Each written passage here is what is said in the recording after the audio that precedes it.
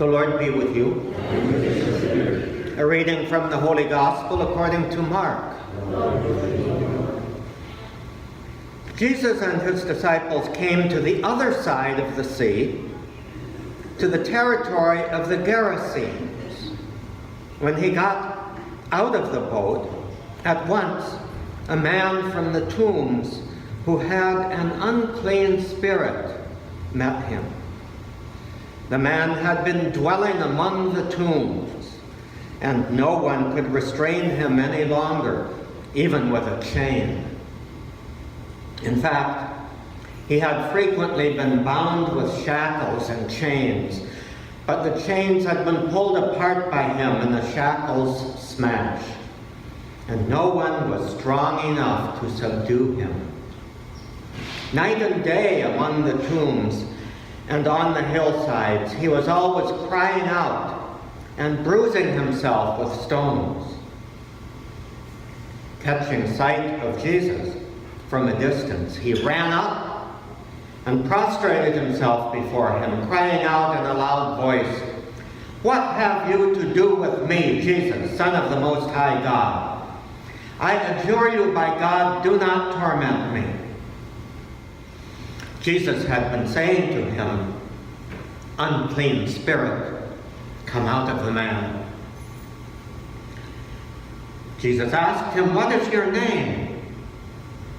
He replied, "Legion is my name. There are many of us." And he pleaded earnestly with him not to drive them away from that territory. Now, a large herd of swine was feeding there on the hillside. And they pleaded with him, "Send us into the swine, the pigs. Let us enter them." And so Jesus let them. And the unclean spirits came out and entered the swine. The herd of about 2,000 rushed down a steep bank into the sea where they were drowned. The swineherds ran away and reported the incident in the town and throughout the countryside. And people came out to see what had happened. As they approached Jesus, they caught sight of the man who had been possessed by Legion, sitting there, clothed and in his right mind. And they were seized with fear. Those who witnessed the incident explained to them what had happened to the possessed man and to the swine. And then they began to beg him to leave their district. As he was getting into the boat, the man who had been possessed pleaded to remain with him. But Jesus would not permit him, but told him instead, "Go home to your family and announce to them all that the Lord in his pity has done for you."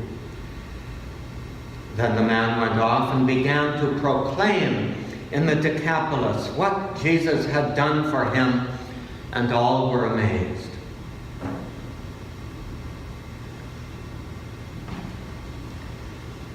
The Gospel of the Lord.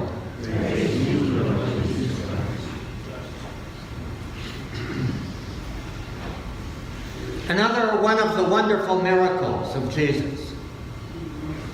And we acclaim him rightly for his wonderful deeds. As we said in the Alleluia verse, a great prophet has arisen in our midst, and God has visited his people. But do we really want God, in the person of Jesus, to visit us? That is a real question that is asked within this story and confronts each one of us. Do we want to allow God to be God?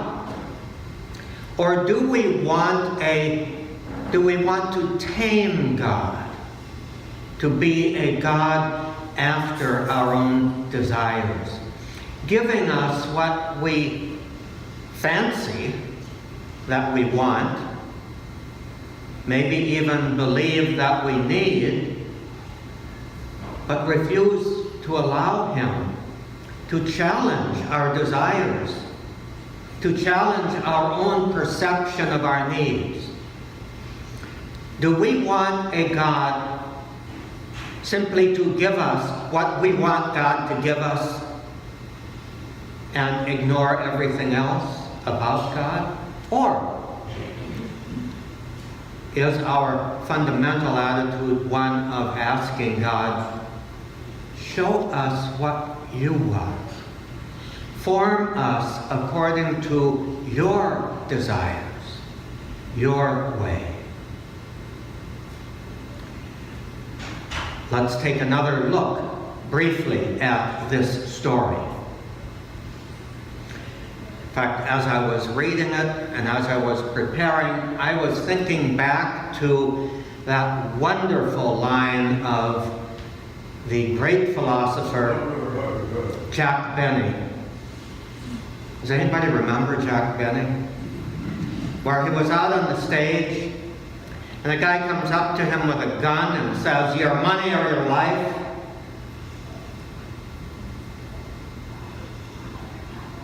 Well, and Jack in his typical pose says, I'm thinking. You know, he made great comedy out of having twisted priorities. Perhaps the twisted priorities in our own life and our own world are not such matter for comedy. Because look what happened here. Jesus goes into a territory that is a mixture of pagans and Jews. And he encounters a legion of demons. They don't want to leave that territory. Why? Because in some way it's under their control. How do we know it was under their control? Because there was a population accepted by the Jewish people raising the most unclean source of food that there was. 2,000 pigs. Now, they had this guy out there possessed by the demons, who they were concerned about.